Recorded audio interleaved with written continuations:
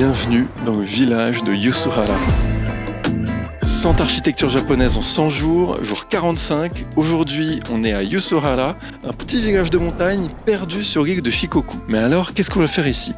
Comme vous pouvez voir derrière moi, il y a des architectures plutôt sympas. Alors c'est dans les années 80 que l'architecte Kengo Kuma va commencer à travailler pour ce village et il va concevoir un premier bâtiment, la mairie, où il va mettre en lumière l'utilisation du bois local, les cèdres et cyprès japonais. Mais il va pas s'arrêter là et au fur et à mesure des décennies, il va signer de nombreux bâtiments dans ce village. Avec le plus connu d'entre eux qui se trouve derrière nous, le pont-musée de Yusuhara. C'est une structure exceptionnelle qui reprend les principes constructifs des temples et sanctuaires japonais avec son enchevêtrement de poutres en bois empilées. Sauf qu'ici, c'est poussé à l'extrême et qui se compose comme un pont, c'est-à-dire tenu des deux côtés, et au centre, un pilier en bois unique.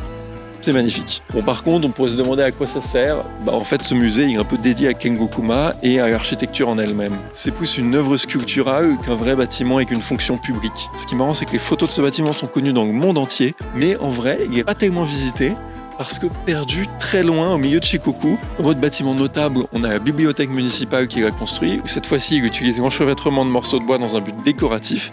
C'est une technique constructive qu'on appelle le Jigoku Gumi et qu'on avait vu dans le tout premier épisode de la série. Et ensuite il y a cet hôtel-marché, c'est-à-dire qu'au rez-de-chaussée en journée c'est un marché local et artisanal. On peut voir que là aussi le bois est mis en valeur, c'est très brut. On voit cette jolie structure en forme d'arbre qui vient connecter tous les espaces. Et la nuit on a les chambres d'hôtel à l'étage. Ici, tous les projets de Kengo Kuma sont guidés par la même idée, mettre en valeur le patrimoine local et les techniques artisanales, mais avec modernité. Et voilà, moi je vais reprendre la route et on se retrouve au prochain bâtiment à Matsuyama.